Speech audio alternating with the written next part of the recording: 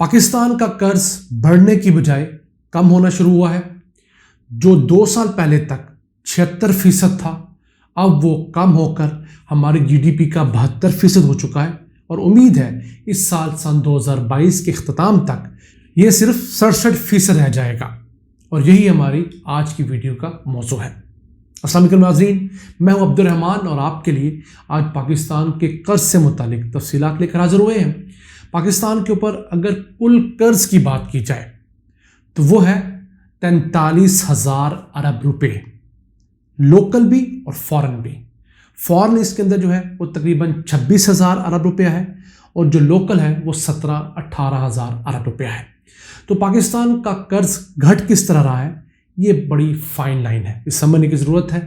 पाकिस्तान की इकॉनमी बड़ी भी तो हो रही है अगर हमारा कर्ज ज़्यादा बढ़ रहा है तो अच्छी खबर ये है कि हमारी इकॉनमी ज़्यादा तेज़ी से बढ़ रही है निस्बतन हमारे कर्ज के।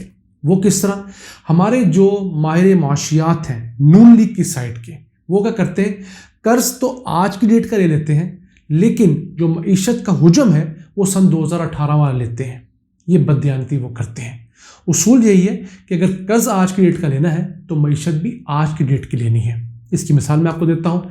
2018 के अंदर जब नून लीग की हुकूमत एंड हुई तो उस वक्त हमारी जो जीडीपी थी वो थी 325 अरब डॉलर्स की।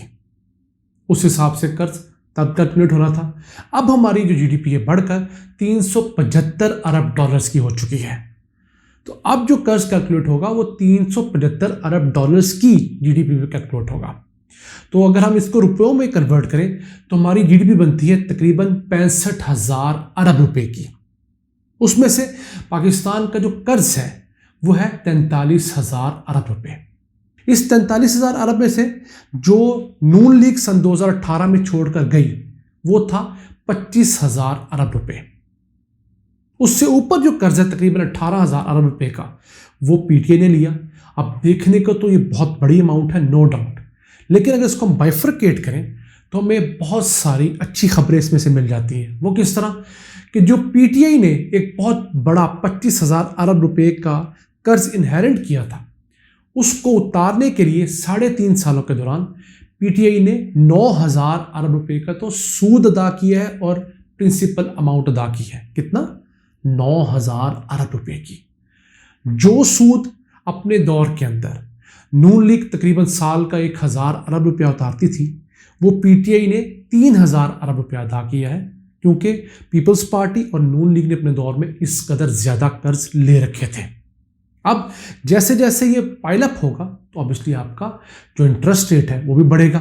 अब इस 18 में से आप 9,000 अरब रुपया तो सूद का निकाल दें, तो डॉलर के मुकाबले में रुपया कमज़ोर होने की वजह से जो हमारे कर्जे बढ़े, ऑब्वियसली जो फॉरेन लोन से वो फ़र्क जो था 4,500 अरब रुपये का फ़र्क आता है।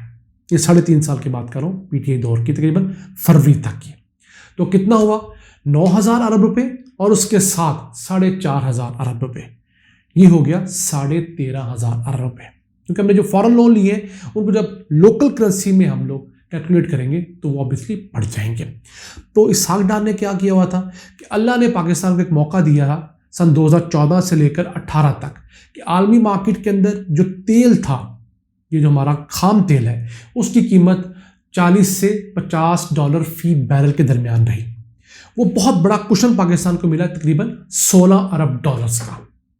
हमें चाहिए था कि उस दौरान हम अपनी करेंसी को थोड़ा डिवैल्यू करके अपनी एक्सपोर्ट्स को बढ़ा लेते और एक्सपोर्ट से हम 30-32 अरब डॉलर कमाते। हमने ऐसा नहीं किया।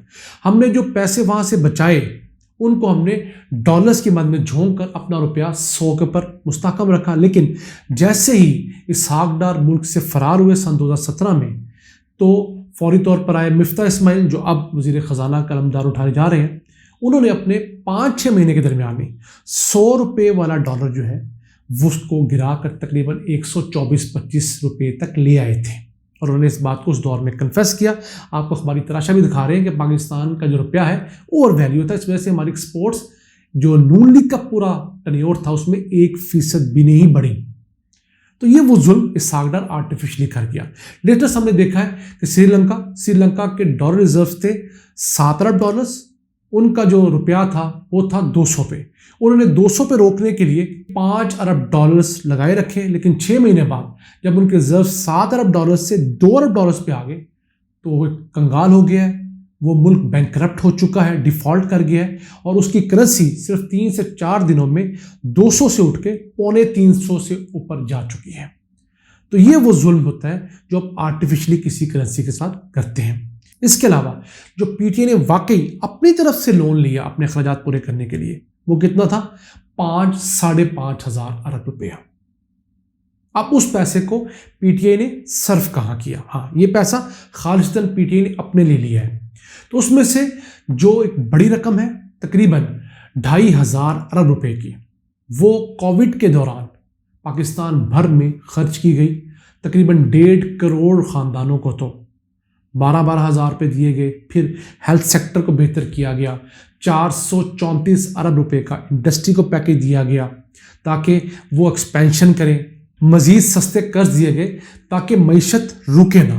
اس کا فائدہ کیا ہوا؟ اس کا فائدہ یہ ہوا کہ گزشتہ مالیاتی سال میں پاکستان کی جو اکانومی گرو کی ہے وہ ہے 5.4% کے حساب سے, جبکہ امریکہ کی اکانومی -4% پہ رہی, یورپی یونین -8% پہ رہا, انڈیا -7.3% پہ گیا, اور دیگر ممالک بھی اسی طرح پیچھے گئے. اور پھر پاکستان میں جو جابز کریٹ ہوئی ہیں وہ بڑی اچھی تعداد میں ہوئی ہیں. اب پاکستان جنوبی ایشیا میں سب سے کم بے روزگاری والا ملک رہا پچھلے سال تک, اور یہ فگرز ہیں ورلڈ بینک کے, میرے یہ سرکاری فگرز نہیں ہیں, ہم اس پہ ڈیٹیلڈ ویڈیو کر چکے ہیں. پاکستان میں بے روزگاری کی شرح ہے 4.3%, جبکہ ہمارے ہمسایہ ملک انڈیا کے اندر بے روزگاری کی شرح کیا ہے 8%. اس حساب سے ہم بہتر ہے. اور پھر حکومت نے لوگوں کو کرونا ویکسین لگانے کے لیے بھی تقریباً 1.5 ارب سے زیادہ رقم جو ہے 1,500 ارب روپیہ جو ہے ویکسین کی امپورٹ پہ خرچ کیا ہے.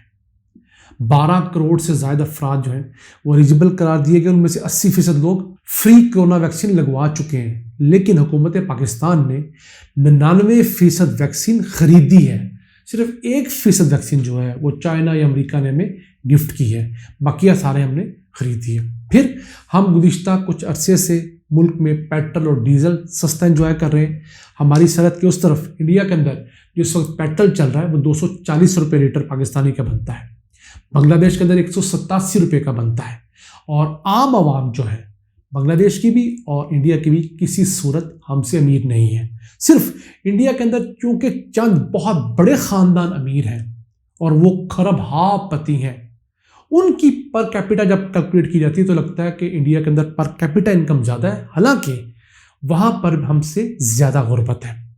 تو اس حساب سے بھی دیکھا جائے تو پاکستان کے اندر حکومت 240 ارب روپیہ پیٹرول اور ڈیزل سستا کرنے کی مد میں سبسڈی دے رہی ہے. پھر جو پرائم منسٹر تھے سابق عمران خان, انہوں نے 5 روپے یونٹ سستا کرنے کا اعلان کیا تھا, اس کے بھی تقریباً 200 ارب روپے کی سبسڈی ہے. پھر 2018 کے اندر جو BISP تھا, بے نظیر انکم سپورٹ پروگرام, اس کا جو والیوم تھا وہ 120 ارب روپے تھا. پی ٹی آئی حکومت نے اس کو احساس میں کنورٹ کیا اور اس کو بڑھا کر 360 ارب روپے کر دیا, 3 گنا بڑھایا ہے.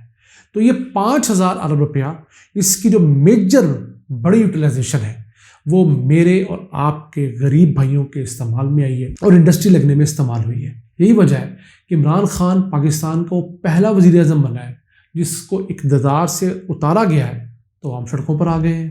آپ ان کے جلسے دیکھ لیں, آپ احتجاج دیکھ لیں. اگر یہ کام نہ ہوئے ہوتے بیک گراؤنڈ میں تو جس قدر مہنگائی تھی عمران خان کبھی اٹھ نہ پاتے. لیکن یہ ریالٹیز ہیں, لوگوں کو فوائد ہوئے ہیں. رورل اکانومی کے اندر جو ہماری دیہی معیشت ہے, گاؤں دیہات میں 1100 ارب روپیہ اضافی کیا ہے. مہنگی ان کو گندم, مہنگی چینی کے پیسے ملے ہیں, اس کی وجہ سے ان کا لائف سٹائل بہتر ہوا. اسی وجہ سے آپ سڑکوں پہ چلے جائیں, آپ کو نت نئے ماڈل کی گاڑی ملے گی جو آج سے 3 سال پہلے 4 سال پہلے نہیں ملتی تھی. نت نئے ماڈل کا موٹر سائیکل ملے گا. ACوں کی ریکارڈ فروخت ہو رہی ہے. جو موبائل ہیں, جو آپ کے گھر کی تمام ہوم اپلائنسز ہیں, گھروں کی تعمیر ریکارڈ ہو رہی ہے. تو یہ وجوہات ہیں کہ معیشت کا سائز بڑا ہوا ہے. قرض بھی بڑا ہے لیکن اس سے زیادہ ہماری معیشت بڑی ہے. تو یہ جو قرض میں کمی واقع ہوئی ہے یہ ہماری معیشت کے اندر اضافے کی وجہ سے ہوئی ہے۔ تو امید کرتے ہیں اللہ تعالیٰ اسی طرح اس ملک پر رحم کرم کرتا رہے گا، مزید استحکام دے گا اسے، اور پاکستان کے یہ قرض مزید کم ہوتے ہوئے اس سال کے اینڈ تک 67% تک آ جائے گا، یعنی دسمبر سن 2022 کو ہمارے جی ڈی پی کا جو قرض ہوگا وہ 67% ہوگا۔ یاد رکھیے گا میں صرف قرض کی بات کر رہا ہوں، اس کے علاوہ کچھ اماؤنٹ ہے جس کو لائبلٹیز کہا جاتا ہے، وہ ایک ٹیکنیکل ٹرم ہے، وہ صرف معاشیات بہتر سمجھتے ہیں، تو وہ بھی لائبلٹیز ہے، لیکن اصل جو پاکستان پہ قرض ہے وہ 43,000 ارب روپے کا مارچ سن 2022 تک ہے۔ ان الفاظ کے ساتھ اپنے میزبان عبد الرحمان کو اجازت دیجیے، اللہ نے کے بعد۔